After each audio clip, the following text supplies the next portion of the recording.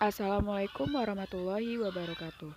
Kami mahasiswa dari Universitas Ibnu Sina Batam, Fakultas Ilmu Kesehatan, Prodi Kesehatan dan Keselamatan Kerja semester 3. Video ini dibuat untuk menyelesaikan tugas dari salah satu mata kuliah biostatistik dengan dosen pengampu Ibu Cynthia Yolandasari MKM.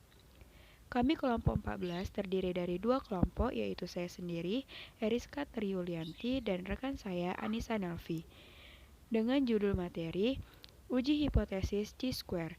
Baiklah, mari kita mulai pembahasannya. Populasi merupakan jumlah keseluruhan dari objek penelitian atau individu-individu yang hendak diteliti. Individu atau satuan ini bisa dalam bentuk orang-orang, peristiwa, benda-benda, dan lain sebagainya. Beberapa definisi populasi menurut para ahli yaitu sebagai berikut. Yang pertama, menurut Metra, populasi adalah keseluruhan individu yang bersifat general atau umum yang mempunyai karakteristik yang cenderung sama. Yang kedua ada menurut Sugiono, populasi adalah wilayah generalisasi yang terdiri atas objek atau subjek yang memiliki kuantitas dan karakteristik tertentu yang ditetapkan oleh peneliti untuk dipelajari dan kemudian ditarik kesimpulannya. Yang ketiga ada menurut Handayani, populasi adalah totalitas dari setiap elemen yang akan diteliti yang memiliki ciri sama, bisa berupa individu dari suatu kelompok, peristiwa, atau sesuatu yang akan diteliti. Biasanya dalam statistika populasi diberi lambang huruf kapital misalnya N.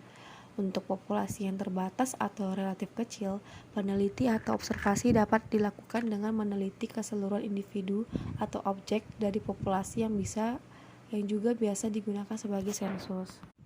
Sampel adalah wakil atau sebagian dari populasi yang memiliki sifat dan karakteristik yang sama yang menggambarkan dan dapat mewakili seluruh populasi yang diteliti. Beberapa pengertian sampel menurut para ahli yaitu sebagai berikut. Yang pertama, menurut Sugiono, sampel diartikan sebagai bagian dari jumlah dan karakteristik yang dimiliki oleh suatu populasi.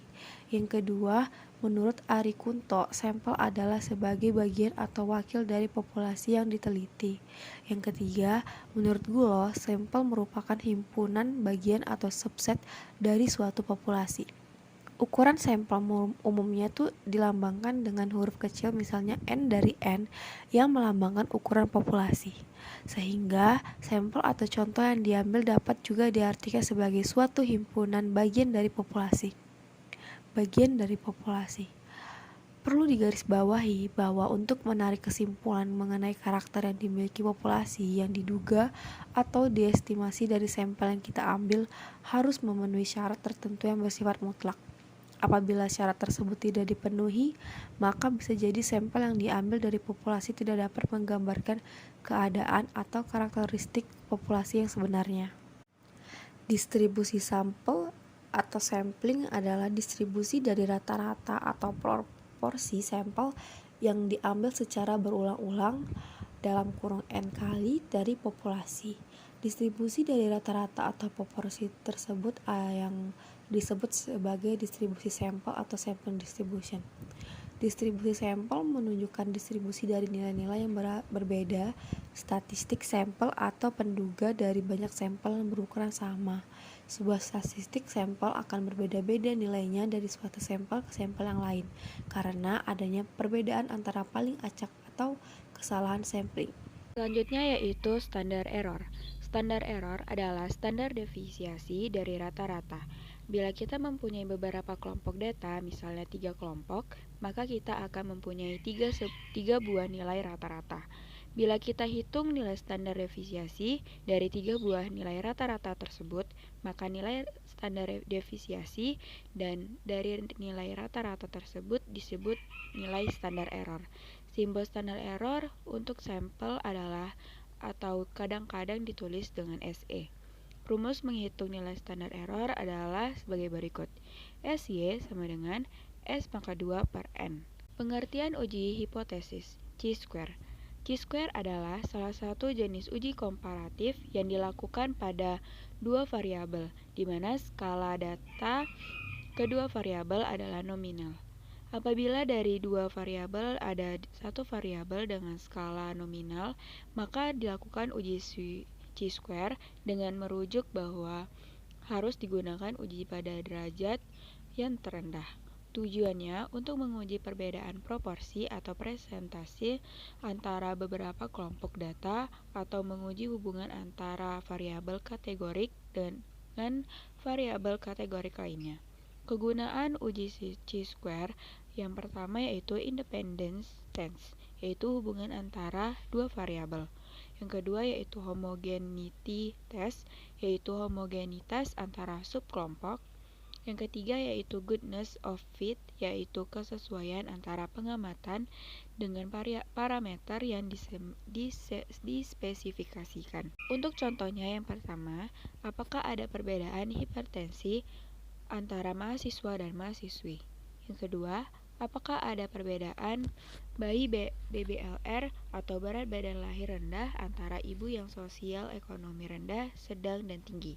Yang ketiga, apakah ada hubungan pendidikan bidan dengan kinerja? Untuk syarat chi-square, yang pertama, kelompok yang dibandingkan pada variabel independen. Yang kedua, variabel dihubungkan kategorik dengan kategori. Penginputan data dalam SPSS. Yang pertama, kita membuka aplikasi SPSS terlebih dahulu, kemudian close dialog file, lalu pencet data view, terus input data melalui lembar kerja dengan tab data view.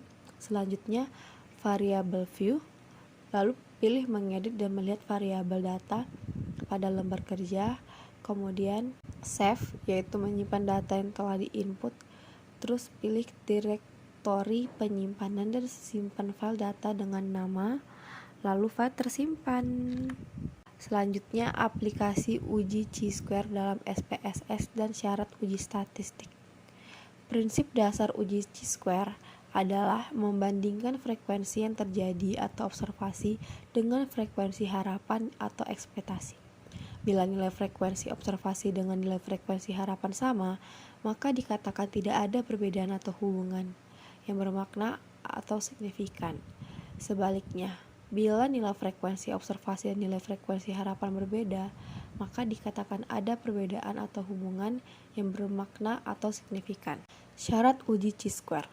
Syarat uji chi-square yang pertama itu tidak ada sel nilai observasi yang bernilai 0. Yang kedua, sel mempunyai nilai expected kurang dari 5 maksimal 20% dari jumlah sel.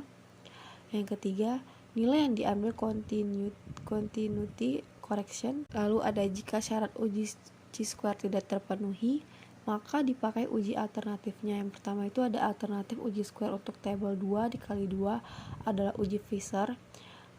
Ada alternatif uji chi-square untuk tabel 2 kali K adalah uji Komgorov-Smirnov.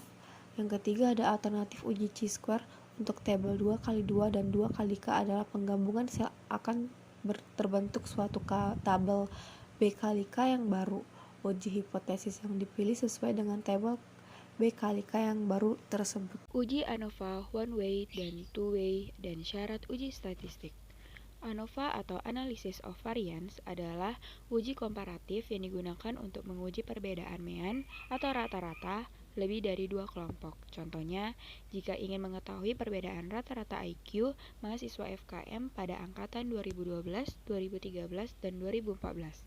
Macam-macam uji ANOVA. Yang pertama yaitu analisis varian satu faktor atau one way ANOVA. Yang kedua, analisis varian dua faktor atau two way ANOVA.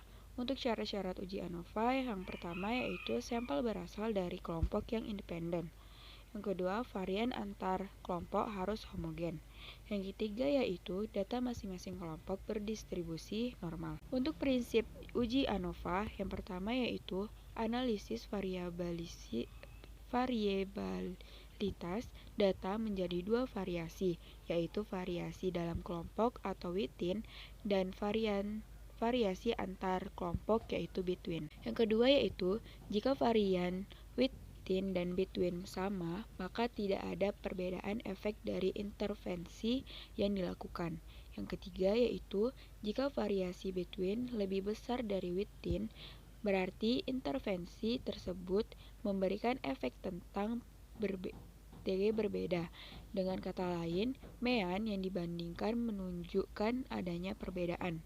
Untuk langkah-langkah uji ANOVA, contohnya itu seperti apakah ada perbedaan antara berat badan bayi pada kelompok umur ibu yang berbeda. Langkahnya yaitu lakukan uji normalitas terhadap variabel numerik, berat bayi lahir, dan uji varians. Kita asumsikan data yang kita miliki mempunyai distribusi yang normal dan varians data yang sama. Baiklah, sekian dari pembahasan kami kali ini. Kurang dan salah mohon dimaafkan.